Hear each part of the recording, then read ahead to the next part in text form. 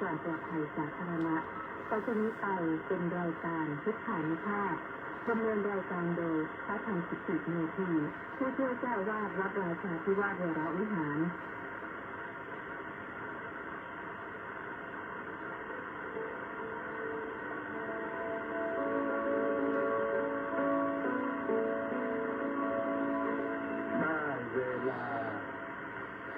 มาฟังพุทธานุภาพเพื่อรับทราบพุทธธรรมคำสั่งสอนเสริมมงคลให้ชีวิตก่อนหลับนอนรอพักผ่อนสุขสบายกายใจเชิญ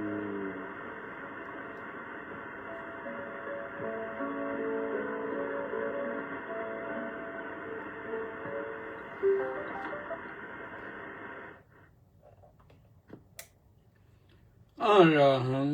สัมมาสัมพุทโธภะคะวาพุทธังภะคะวันตังอภิวาเทมิสวากขาโตภะคะวตาธัมโมธัมมังนัมมัสสามิสุปฏิปันโนภะคะวะโตสาวกสังโฆสังฆังนามามิก็ถวายความนอบน้อมแด่พระรัตนตรัยขอคารวะพระเถรานุเถระเจริญสุขสวัสดีมายังท่านสาธุชนทุกท่านวันศุกร์ที่13 มีนาคมพระพุทธศักราช 2569 แรม 10 ค่ำเดือน 4 ก็มาพบกับรายการพุทธานุภาพเช่นเคย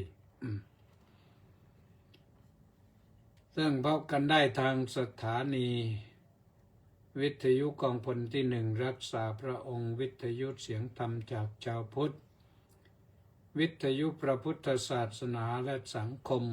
วัดศรีทวีวัดสามชุกวัดหนองไก่แล้วก็พบกันทาง Facebook ไลฟ์ที่ไปถึงทุกบ้าน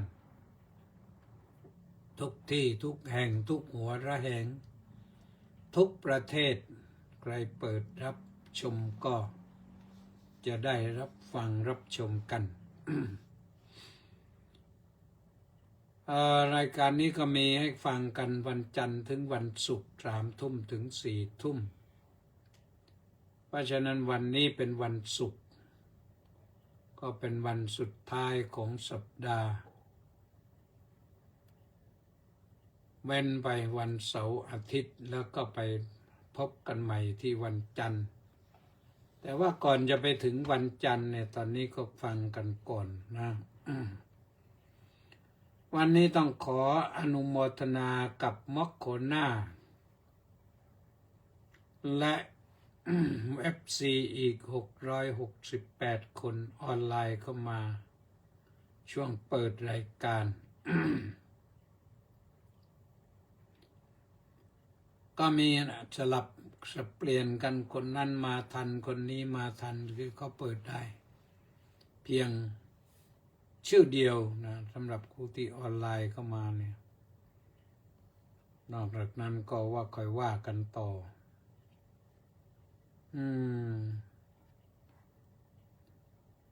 แล้วก็เปิดรายการมาก็มีต้าสิทธิมงคลมาเร็ววันนี้นะก่อนใครเลยแล้วก็ยุ้ยจารุชามณีแสงจันทร์ก็น้อมกราบนมัสการสาธุสาธุสาธุเจ้าข้ามาตั้งแต่โน้น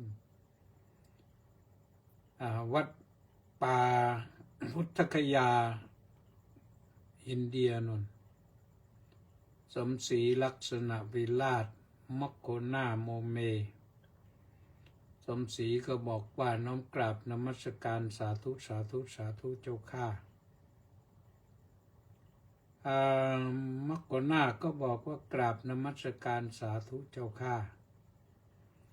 รังสรรค์ทองสร้อยก็บอกว่าน้อมกราบนมัสการถวายความเคารพพระเดชพระคุณท่านเจ้าคุณด้วยความเคารพอย่างสูงครับน้อมกราบนมัสการสาธุสาธุสาธุครับแล้วก็ต้าสิทธิมงคลก็บอกว่านมัสการสาธุครับว่างั้น ขออนุโมทนาสาธุ วันนี้เสียงเป็นยังไงไม่รู้มีอะไรเขาเรียกว่าเสมหะขึ้นมาหนืดที่คอตั้งแต่ทำวัดเย็นมาแล้วเมื่อตะกี้นี่ก็ฉันยาแก้เสมหะไปแล้ว1 ซองปกติฉันยาปั๊บก็หายปุ๊บแต่ตอนนี้ฉันแล้วก็ยังไม่หายคงจะหายตอนจัดรายการนี้เสร็จพอดีนะก็ไม่ว่ากันเป็นยังไงล่ะท่านทั้งหลายรู้สึกเป็นยังไงบ้างรู้สึกหงุดหงิดใจกลุ้มใจเป็นห่วงเป็นทุกข์กังวลอะไรบ้างไหมเขาเกิดสงครามก็รบกันน้ำมันมันจะแพงไหมสินค้ามันจะแพงไหมท่านที่รับฟังอยู่ก็คงจะไม่มีใครเป็นห่วงว่าทองมันจะขึ้นไปถึงบาทละ100,000นะเราไม่ได้เข้าไปเกี่ยวข้องหรือว่าไปเกี่ยวข้องบ้างก็ว่ากันไปนะทำได้ก็ทำไปหรือไม่ไปเป็นห่วงว่าหุ้นมันจะตกมาเหลือสัก1,000-2,000 หุ้นก็เราก็ไม่ได้ไปเล่นหุ้นนี่ก็เลยไม่วิตกหรือใครเล่นบ้างก็ไม่ต้องไปวิตกมันนะถือว่าเป็นเรื่องธรรมดาอาตมาไม่เป็นทุกข์เดือดร้อนกับทองแพงกับน้ำมันแพงกับหุ้นตกกับสงครามถ้าไม่ถึงบ้านเรานะถ้าสงครามถึงบ้านเราก็เป็นห่วงหน่อยเป็นห่วงญาติพี่น้องทั้งหลายพุทธศาสนิกชนของเราที่จะต้องเป็นทุกข์เดือดร้อนไปด้วย แต่สงครามนี่ มันเกิดขึ้นที่ไหนก็ตามเดี๋ยวนี้มันกระเทือนไปทั่วโลก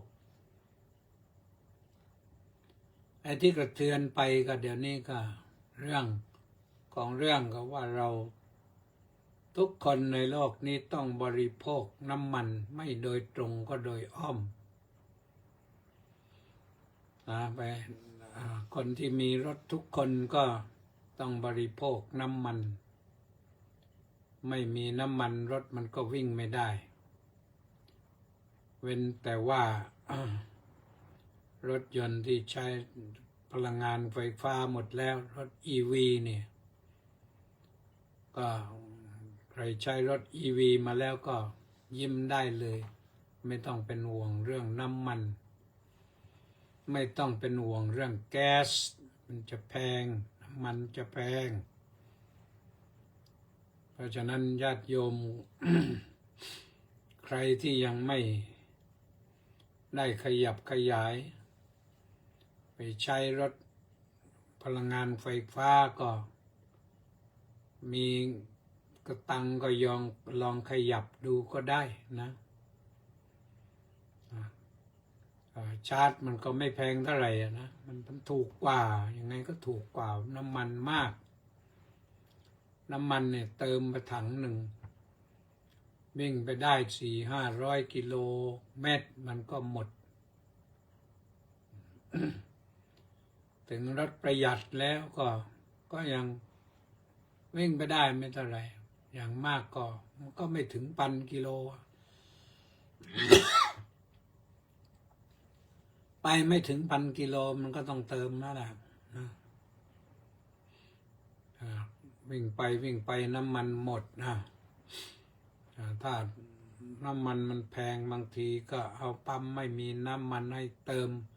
มันก็ยุ่งยากอีก แต่ถ้าพลังงานไฟฟ้านี่มัน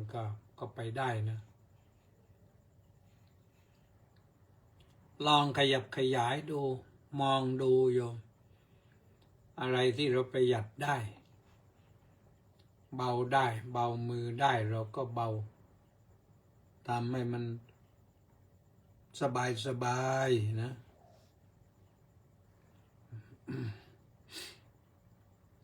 อาตมาภาพเองก็บริโภคน้ำมันเหมือนกันนะต้องใช้เรื่อยเหมือนกัน ใช้รถวิ่งไปโน่นวิ่งไปนี่เมื่อวานก็ไปวัดศรีรัตนธรรมารามที่โน่นบางฉลงนู่นบางฉลงนี่จะอยู่เลย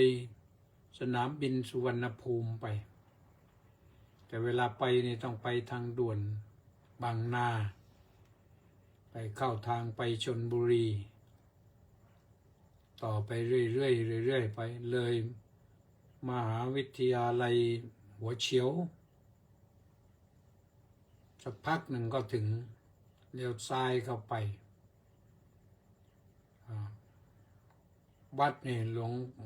ปู่นะสมเด็จวัดหลวงปู่วิริยังท่านไปสร้างไว้สวยงามมากเลยญาติโยมถวายที่ไว้ก็คงจะหลายสิบไร่นะ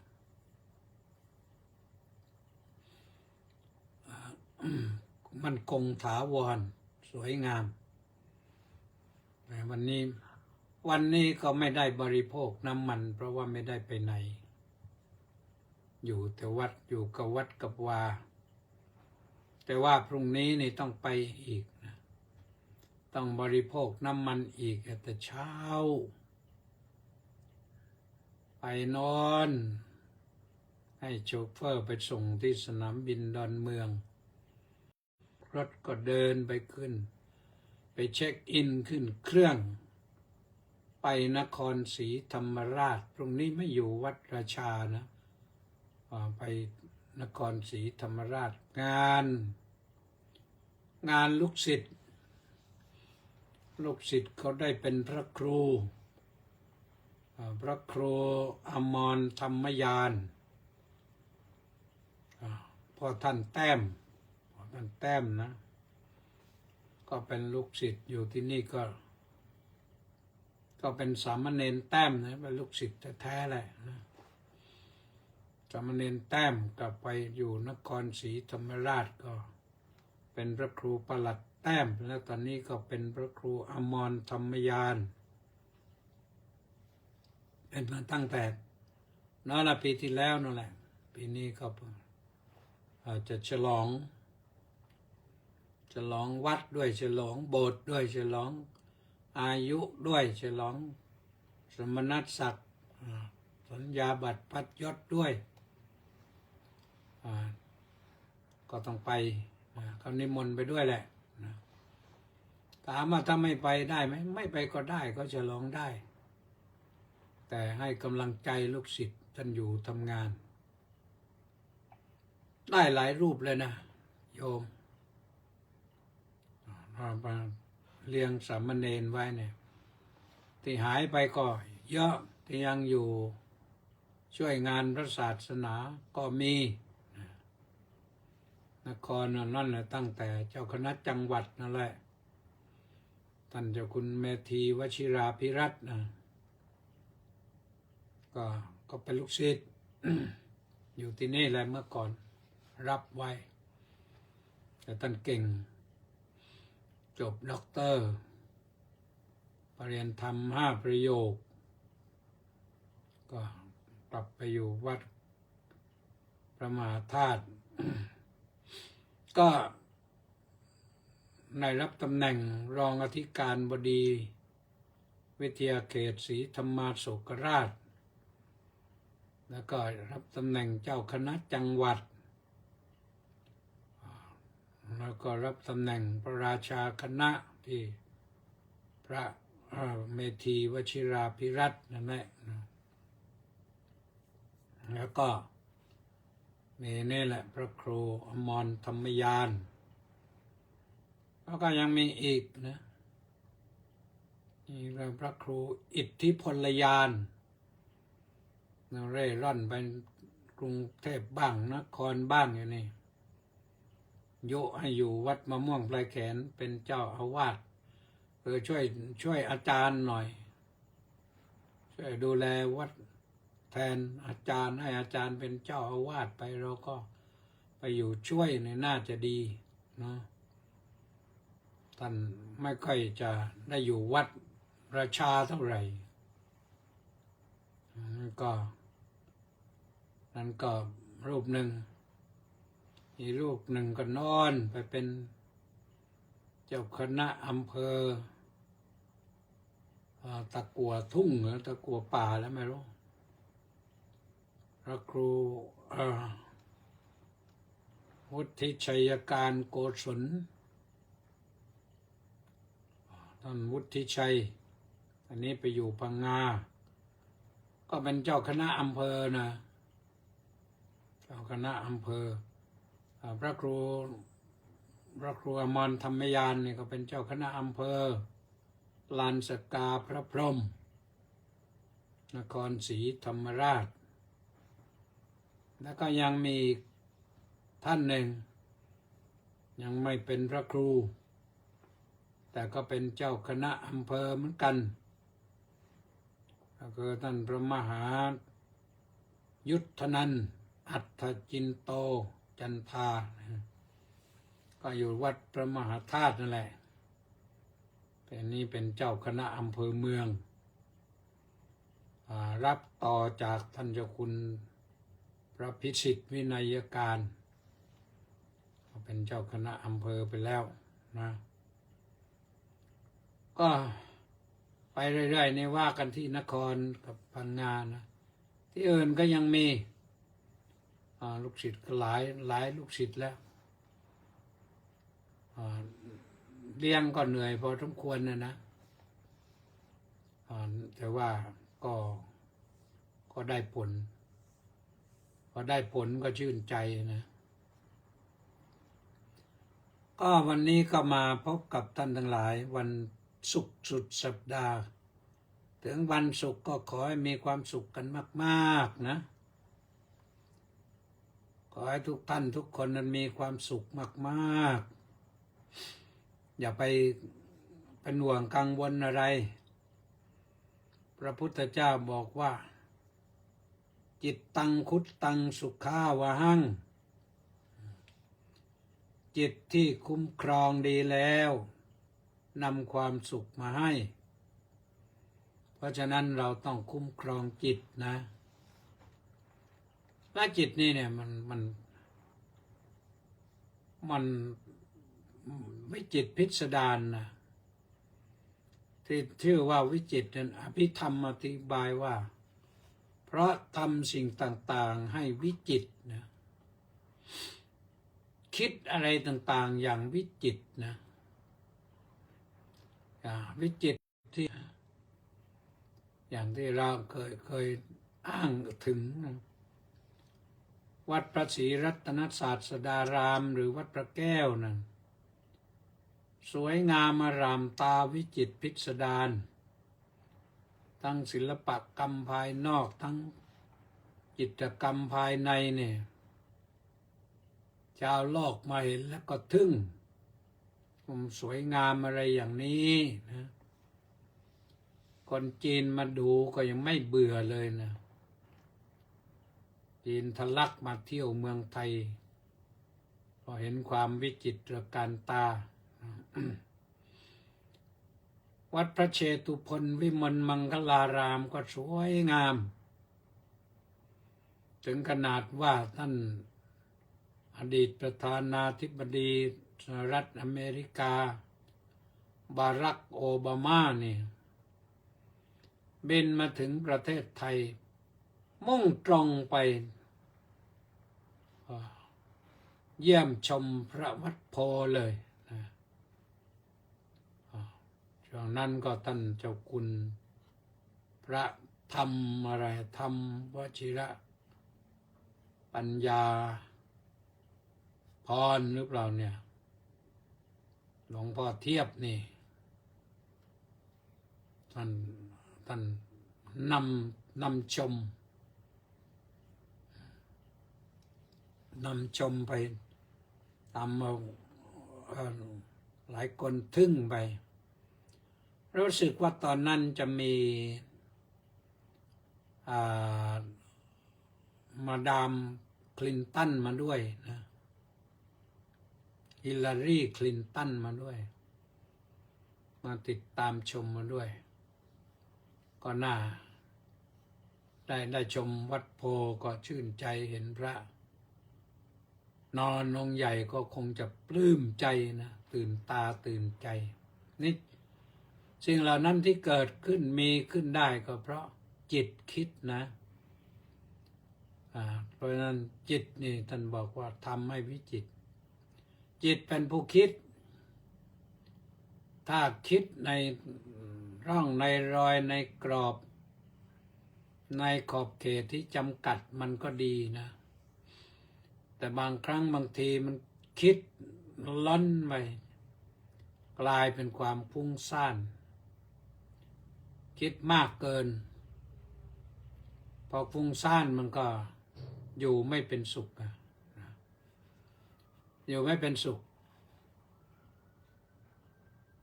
จิตฟุ้งซ่านบ้างจิตตกจิตซึมเศร้าไปบ้างอะไรบ้างเนี่ยเพราะคิดมากเกินจนคุมตัวเองไม่อยู่กลายเป็นซึมเศร้าจิตทำให้วิจิตรจิตแปลว่าผู้คิดจิตก็เป็นตัวสั่งสมกรรมเป็นผู้สั่งสมกรรมจิตตะแปลว่าสั่งสมถามว่าสั่งสมอะไรแปลว่าสั่งสมกรรมกรรมกุศลกรรมอกุศลกรรมใครที่สร้างสมอบรมบ่มนิสัยไปในทางใดก็สั่งสมทางนั้นมากคนสั่งสมเรื่องบาปก็เป็นอกุศลกรรมมากคนสั่งสมเรื่องบุญก็เป็นกุศลกรรมมากอันนี้มันมีผลต่อชีวิต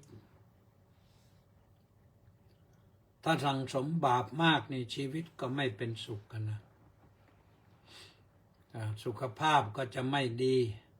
สุขภาพกายก็ไม่ดีสุขภาพจิตก็ไม่ดีถ้าสั่งสมบาปมากเนี่ยถ้าสั่งสมบุญมากเป็นกุศลกรรมเนี่ยสุขภาพจิตก็จะดีสุขภาพกายก็จะดีก็รวมทั้งสถานะอะไรต่างๆมันก็จะดีไปด้วยนะเพราะฉะนั้นก็นี่ท่านรองศาสตราจารย์ดร.สืบพงษ์ธรรมชาติเนี่ยบอกว่านมัสการท่านเจ้าคุณพระธรรมกิตติเมธีผช.เจ้าอาวาสวัดราชาธิวาสวิหารด้วยนะวัดราชาธิวาสวิหารด้วย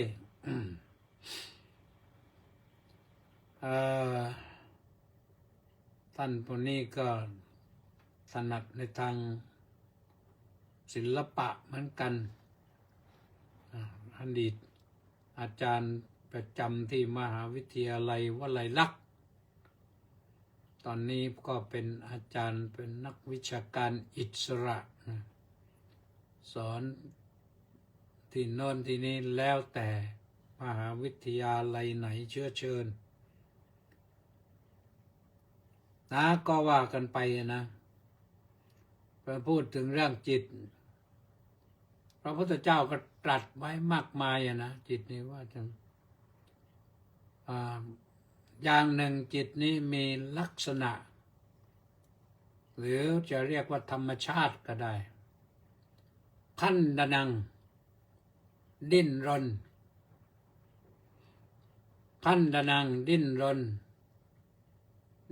นกระสับกระส่ายพรวดพราด เด่นรนหาเรื่องรนไปหาเรื่องไปหาเรื่องโนอนไปหาเรื่องนี้อยู่ให้มันสงบเป็นสุขไม่ได้ ไม่ชอบที่จะอยู่สงบแล้วมันจะเป็นสุขพระพุทธเจ้าบอกให้คุ้มครองจิตนะ จิตที่คุ้มครองดีแล้วนำสุขมาให้ถ้าจิตที่ดิ้นรนพรวดพลาดเหมือนปลาขาดน้ำเนี่ยมันจะมีความสุขได้อย่างไรธรรมดาของปลามันก็อยู่ในน้ำก็อยู่นิ่งสบายพอจับมาปล่อยบนบกมันก็ดิ้นพรวดพลาดอ่ะ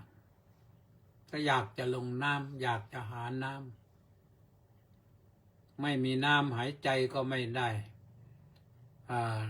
ระบบตัวเองก็เคลื่อนไหวไม่สะดวกนะเพราะฉะนั้นเราควบคุมจิตอย่าให้ดิ้นรนอยู่คุ้มครองจิตไว้คุ้มครองจิตอย่าให้มันดิ้นรนตีกรอบตีขอบเขตไปให้อยู่ตรงนี้ให้อยู่ในที่อยู่แล้วสบายเนี่ยอยู่ในไหนสบายอยู่ในสมาธินี่สบายแน่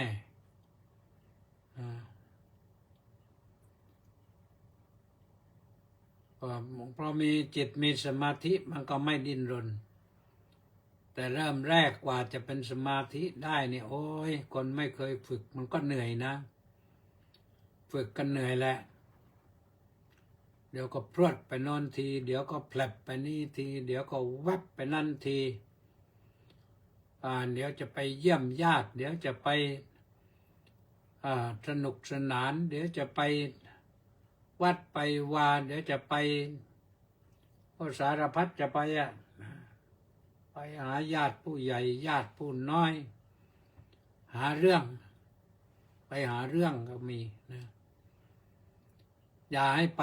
อย่าปล่อยจิตไปให้มันอยู่กับเรามีสติการคุ้มครองจิตนี่ต้องมีสตินะสติสัพพัทธปัฏฐิยาสติจำปรารถนาในที่ทั้งปวงจะยืนเดินนั่งนอนกินดื่มทำพูดคิดก็ให้มีสติแล้วก็เท่ากับว่าคุ้มครองจิตได้ก็จะสบายไปเยอะเลยประการที่สองจิตนี่มันจับพลังจับพลังนี่ก็แปลว่ากวัดแกว่งมันกวัดแกว่งไปโน้นทีแกว่งไปนี่ทีแกว่งไปหาเสี้ยนนะเหมือนแกว่งเท้าแกว่งเท้าเข้าในพงหญ้าในที่รกมันอาจจะไปเจอหนามเจออะไรก็ได้อาจจะไปเจอสัตว์มีพิษก็ได้ไปเจอเอางูกระปะก็ได้มันก็นอนนิ่งอยู่สบายเนี่ยแกว่งเท้าไปหามันก็ฉกชึกกันนะงูกระปะนี่ถ้าไปบางชนิดเนี่ยนะมันกัดแล้วเนี่ยแผลเปื่อยและในที่สุดถ้ากัดเท้าก็ต้องตัดเท้าทิ้งมันพิษมันร้ายแรงงูกระปะนี่งูกระปะเป็นพิษมีพิษร้ายแรงนะ เคยเห็นคนที่โดนงูกระปะกัดเนี่ยสมัยก่อนงูมันเยอะนะแล้วล่ะรองเท้าบูทมันก็ไม่มีเมื่อก่อนคนเดินทางเมื่อก่อนคนภูธรเนี่ยไม่สวมรองเท้าหรอกแล้วถ้ามีรองเท้าก็เป็นรองเท้าแตะฟองน้ำทีนี้เวลางูมันจะฉกเนี่ยมันไม่ฉกที่ฝ่าเท้ามันฉกที่ใกล้ๆตาตุ่มเดี๋ยวนั้นเพราะงูกระปะนี่มันจะนอนดินตัวมันก็ไม่โตนักมันเกิดไป ระโจนไม่สูงอะอย่างดีก็ถึงแค่น่อง ปลายน่อง ปลีน่อง ปลายปลีแข้งอะไรตรงนี้ก็เห็นคนที่โดนงูกระปะกัดในเท้าน่องอาตมาภาพเองในสมัยเด็กๆวัยรุ่นหน่อยแล้วไปดูหนังตะลุงกลางคืน พอดึกก็กลับนั่นฝนโปรยๆด้วยรองเท้าไม่มีกลับเดินรีบกลับปรากฏว่าไอ้งูกระปะมันก็มานอนอยู่กลางทางนะก็มีทรายขาวเลย เราก็โชคดีไม่รู้ขนาดไหนเดินมาเหยียบฟับก็งูกระปะมันก็นอนพดอยู่ติดทั้งหัวทั้งหางอยู่ใต้เท้าพอรู้ว่าเป็นงูปั๊บก็กระโดดพรึบเดียวนะงูฉกไม่ทันเราเร็วกว่าชนะหันกลับไปดูอ้องูกระปะโอ้ยมันใจหายวับเลยทีหลังก็ไม่ประมาทแล้วคอนกรีตยางนี่เขาก็ไม่มีสมัยก่อนนะไม่มีรองเท้าหรอกเจอบ่อยเพราะงูกระปะมันอยู่ในใกล้โคนต้นยางนั่นแหละแต่เดี๋ยวนี้คอนกรีตยางเขาก็ใส่รองเท้าบูทแล้วงูกระปะคงไม่ได้ฉกแล้วนะ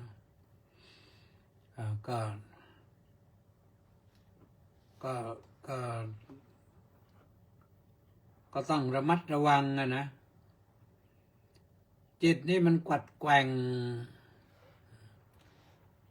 ไปโน้นแกว่งไปนี่ ที่แกว่งมันแกว่งส่วนมากแกว่งหาเรื่องไปหาเรื่องคนโน้นหาเรื่องคนนี้ไปอาจจะไปแอบดูคนโน้นไปนินทาคนนี้มันไปเรื่อยไปมันไม่ดีอ่ะเป็นสิ่งที่ไม่ดีทั้งนั้นแกว่งไปเนี่ยไม่ใช่แกว่งไปเพื่อให้ดีไปหาเรื่องไปอยากรู้เรื่องคนโน้นคนนี้ได้วิพากษ์วิจารณ์คนอื่นแล้วมันมีความสุขนะถ้าเขาวิพากษ์ตัวเองบ้างเนี่ยโอ้ยได้ยินกันแล้วกันเป็นฟืนเป็นไฟเลยเชียวเพราะฉะนั้นก็อยากแฝงนะฝึกจิตให้นิ่งคุ้มครองจิตให้นิ่งอย่าให้จิตมันวิ่งพล่านอย่าให้จิตมันดิ้นรนอย่าให้จิตมันกวัดแกว่งแต่ก็นั่นแหละพระพุทธองค์ก็ตรัสบอกไว้อีกนะว่าดุรักขังจิตนี้นะดุรักขังรักษาได้ยากพระพุทธเจ้าก็ทรงยอมรับนะว่าจิตนี้มันรักษายากในการฝึก เจริญสมถภาวนาเนี่ยหรือฝึกจิตให้เป็นสมาธิเนี่ยเมื่อเรารู้ว่าจิตนี้รักษายากพระพุทธเจ้าตลอดถึงพระโบราณอาจารย์ท่านแนะนำให้เราเอาสิ่งใดสิ่งหนึ่งมาภาวนาให้จิตเกาะอยู่กับสิ่งนั้นนานๆนะอย่างเช่นกสิณอย่างนี้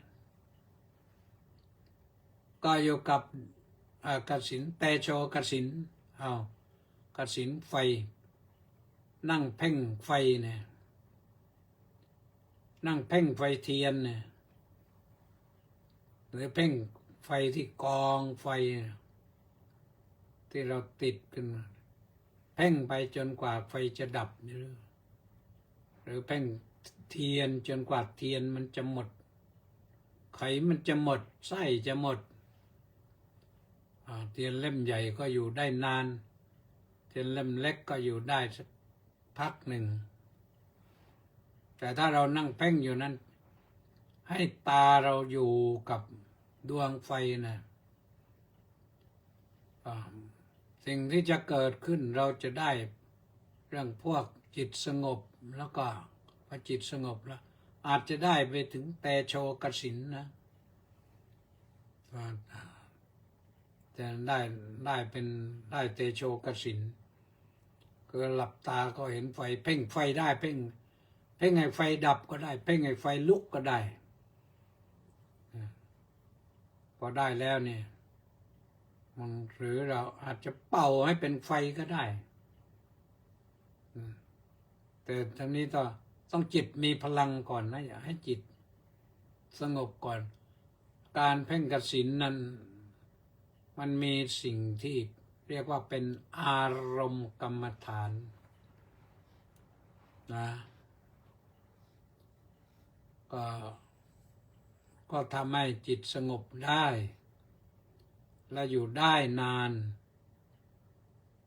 อาจจะได้นานเท่าที่ต้องการหรือได้นานเท่าที่ดวงไฟดวงเตโชนั้นจะดับมอดลงถ้าเรานั่งเพ่งเทียนเล่มสักขนาดแต่ละเส้นผ่าศูนย์กลางนิ้วหนึ่งยาวสักประมาณฟุตหนึ่งโอ้เพ่งได้นานนะนั่งได้นานแล้วก็ลืมเหนื่อยแหละเพ่งจนจิตสงบดีอย่างนี้เพ่งไปจนหลับตาก็เห็นแสงดวงเทียนลืมตาก็เห็นดวงเทียนเราสามารถที่จะขยายแสงสว่างออกไปได้ตามให้แสงสว่างนั้นริบหรี่ลงก็ได้อันนี้อยู่ที่การเพ่งนะจิตเราจะได้ไม่ฟุ้งซ่านมันไม่ดิ้นรนมันไม่กวัดแกว่งพอเข้าสู่ภาวะอย่างนั้นก็ถือว่าจะเป็นจิตที่รักษาได้แต่มันฟุ้งซ่านอีกกันแหละนะถ้าเราออกจากสมาธิมันก็ฟุ้งซ่านอีกกันแหละแต่เราก็ได้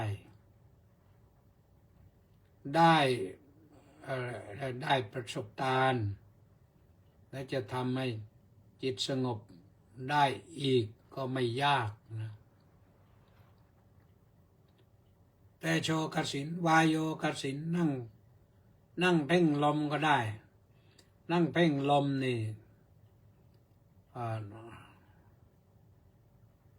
ถ้าในเพ่งที่ลมกระทบใบไม้ปลิวไหวนั่งอยู่ที่ใดที่หนึ่งนะนั่งเพ่งใบไม้เห็นลมพัดมาถูกใบไม้ถ่ายไปมาแล้วก็ส่องสายตาไปที่นั้นแต่นี้มันก็จิตสงบยากหน่อยอย่างนั้นเพราะว่ามันกวัดแกว่งไปตามแรงลมนะมันก็ไม่ดีเลยก็เอาเรื่องกสิณนะแต่โชกสิณดีกว่าปฐวีกสิณก็ได้อาโปกสิณก็ได้เตโชกสิณก็ได้ปฐวีกสิณนี่ท่านให้เอาดินมาทำเป็นดวงใส่ถาดก็ได้ใส่จานก็ได้เป็นวงกลมใส่ฝาบาตรก็ได้แล้วนั่งเพ่งดินอยู่งั้นนะเพ่งจนขนาดว่าก็ได้ว่าเกิดความนิ่งความแน่วแน่จนกระทั่งว่าหลับตาก็เห็นลืมตาก็เห็นแล้วก็หลับตาล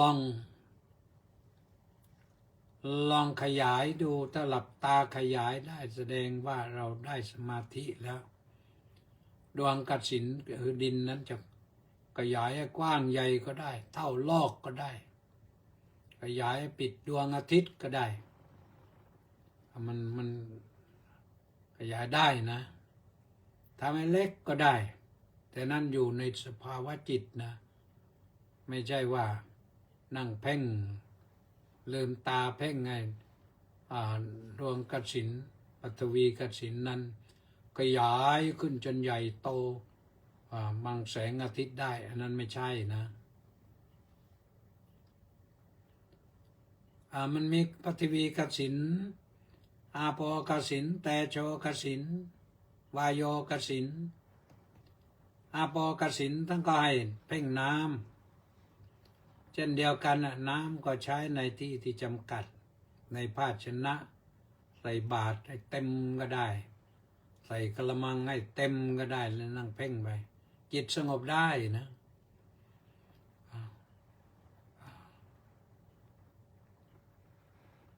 ทั้งสามอย่างนี้เห็นได้ชัดๆนะนอกจากนั้นก็มันเรื่องของการไปเพ่งอสุภกรรมฐานเพ่งซากศพอะไรพวกนั้นก็ไม่น่าชื่นใจเท่าไหร่นะแต่นี่มันที่พูดในหมายถึงว่าการที่เราจะคุ้มครองจิตการจะรักษาจิตก็ไม่ให้จิตมันฟุ้งซ่านไม่ให้จิตหดหู่ไม่ให้จิตซึมเศร้าให้จิตสบาย whatever will be อะไรจะเกิดก็ให้มันเกิดทองแพงก็ให้มันแพงไปหุ้นตกก็ให้มันตกไปอาหารแพงก็แพงไปเราก็กินแต่อาหารถูกๆเลยน้ำมันแพงก็แพงไปเราก็ใช้ให้มันน้อยลงมีลักษณะหนึ่งพระพุทธองค์ตรัสว่า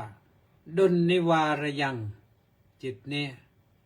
ดุลนิวารยังคือห้ามยากห้ามยากดุลนิวารยะนี่ห้ามยากคือห้า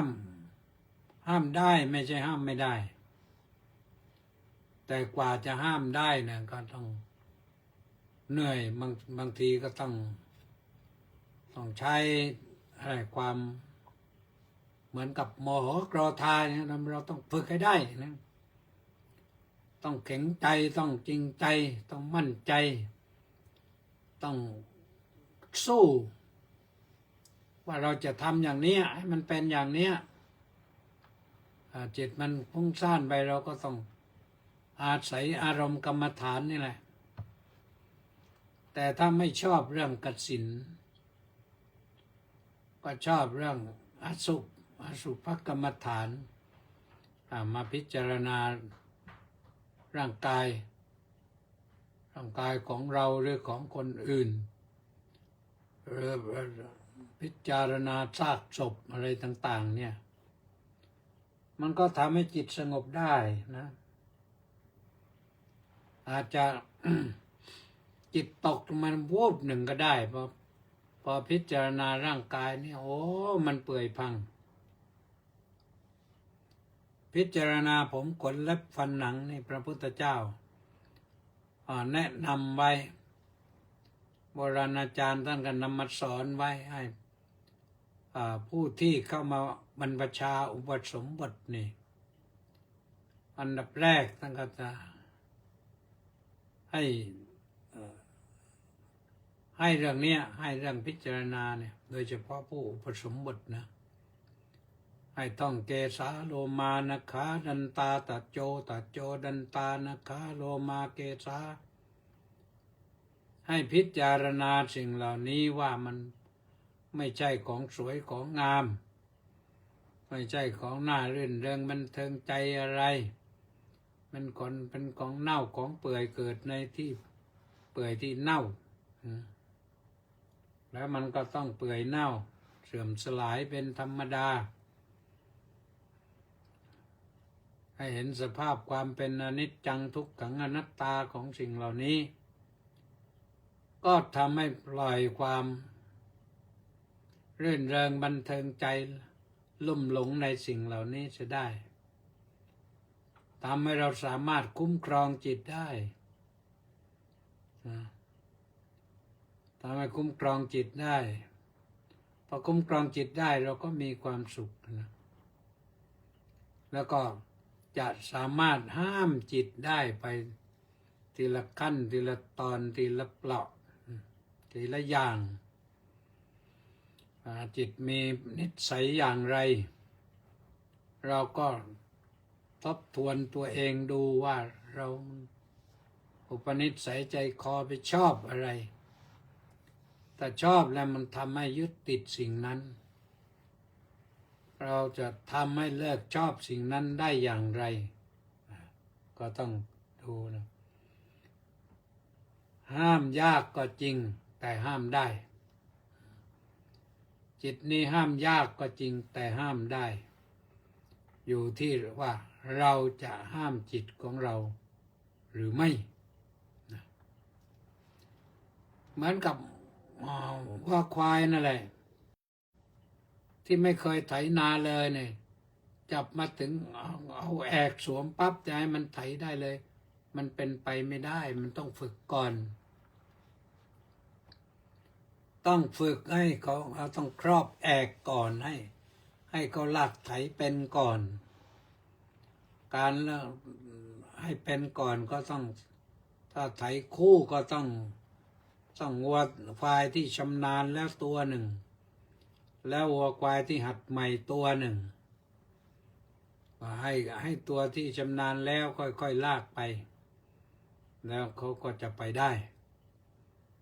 เขาทำได้ถ้าเป็นไถตัวเดียวก็ต้องจูงนะต้องมีคนจูงนำก่อนเขาถึงจะไปถูกไม่งั้นฉันจะไปทางไหนดีวะมันก็นึกอย่างนั้นก็เขาให้จูงก่อนจูงไปได้สัก2-3 รอบเขาก็ไถเป็นเขาก็จำได้ว่าไปทางนี้ทำอย่างนี้ก็เขาก็ทำได้นะถึงแม้จะยากฝึกยากแต่ในที่สุดก็ฝึกวัวฝึกควายไถนาก็ได้นะเพราะฉะนั้นฝึกจิตของเราให้เป็นจิตที่สงบก็ได้นะอุชุงกโรติเมธาวีอุสุการโรวะเตชนังนะนักปราชญ์ท่านทำจิตให้ตรงตามที่ต้องการนะเหมือนนายช่างสอนดัดลูกศรให้ตรงฉะนั้นอันนี้ดัดลูกศรนักปราชญ์ท่านก็คุ้มครองจิตฝึกจิตให้เป็นไปในทิศทางที่ดีส่วนช่างสอนเขาก็ตัดแต่งลูกศรตัดแต่งไม้ทำลูกศรให้ตรงเพื่อจะยิงได้ไกลนะเมื่อเราไม่มีแล้วยิงลูกศรก็ใช้ยิงธนูมันก็เรียกธนูคันมันก็ใช้ไม้ไผ่โคนไม้ไผ่แก่ๆหรือไม้อะไรที่เข้มแข็งไม้เหลาโอนอะไรนี่ก็มันแข็งตำคันธนู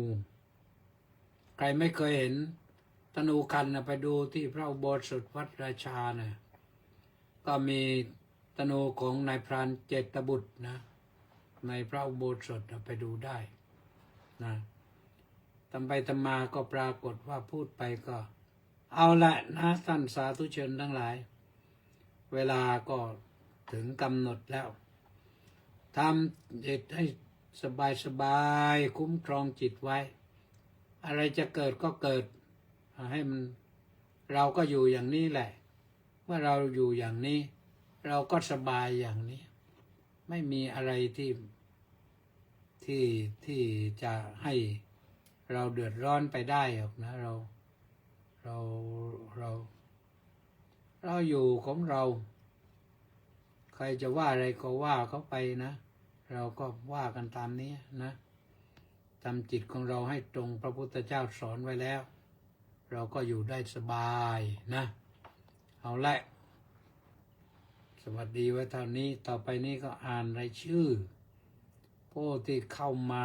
ติดตามชมทาง Facebook นะแป้นันทิการก็บอกว่าน้อมกราบนมัสการสาธุเจ้าค่ะสาธุ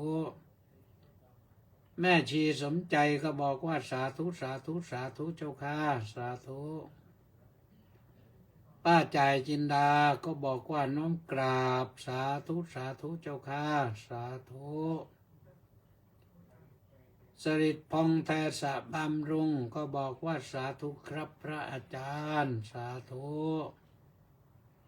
เป็นยาพักบุญศรีสริโชต บอกว่ากราบนมัสการท่านพระอาจารย์น้องกราบสาธุเจ้าค่ะสาธุสืบพองธรรมชาตินมัสการท่านเจ้าคุณพระธรรมกิตติเมธีผอ.เจ้าอาวาสวัดราชาธิวาสวิหารนะวิหารสาธุแล้วก็ใส่วิหารแล้วนี่ใส่วิหารแล้วนี่ครั้งที่2ใส่วิหารแล้วมาครั้งที่2ครั้งแรกไม่ได้ใส่วิหารนะสาธุนะต้องใส่ราชโคตก็บอกว่าน้อมกราบนมัสการหลวงพ่อเจ้าคุณก็รับสาธุสาธุสาธุสาธุแล้วก็กิมอินบุญท่านกิมอินก็บอกว่ากราบนมัสการเจ้าค่ะสาธุสาธุสาธุเจ้าค่ะสาธุสุรชัยเปราพันธ์ยังนึกถึงทุเรียนอยู่นะน้ำมันยังอยู่นะยังไม่หมดขอถวายความเคารพอย่างสูงครับพระครูสุทธิชัยสารวัดโพธิเกษตรอำเภอสวีจังหวัดชุมพรสาธุครับมีพระครูเป็นคนสุดท้ายในวันนี้มีใครอีกไหมเข้ามาได้นะช่วงนี้พวกมาคอมเมนต์ทีหลังเนี่ยส่วนมากก็มาเยอะอยู่นะแต่ว่ามาทีหลังก็เอาละวันนี้ก็ได้ทำหน้าที่แล้วก็พรุ่งนี้วันหยุดนะก็ขอให้ทุกท่านมีหยุดทุกข์สักหน่อยนะหยุดความทุกข์กายทุกข์ใจหน่อยพักผ่อนบ้างขอให้พักผ่อนนะเดี๋ยวนี้แม้แต่ทำงานก็ขอให้ work from home แล้วทำงาน4 วันแล้วก็ทำอยู่ที่บ้านวันหนึ่งทำอยู่ที่บ้านก็ได้พักผ่อนบ้างแต่การทำอยู่ที่บ้านก็อย่านั่งนานเกินไปนะเดี๋ยวก็เป็นทุกข์อีกอาตมาภาพนี่นั่งนานไม่ได้เดี๋ยวนี้นั่ง30 นาทีต้องลุกนะงานเสร็จช้าเหมือนกันนะบางทีนะก็ขอให้ทุกท่านมีความสุขกับวันหยุดนะเสาร์อาทิตย์มีโอกาสทำบุญสุนทานสั่งสมบุญไว้เยอะๆก็สั่งสมบุญไว้มีโอกาสไปฝึกจิตฝึกใจที่ไหนก็ฝึกไปที่วัดวาก็ได้ไม่ไปที่ไหนยืนทำที่บ้านก็ได้นะก็ขอให้ทุกท่านมีความสุขความสวัสดีกันมากๆวันจันทร์ก็มาพบกันหน้าจอใหม่สวัสดี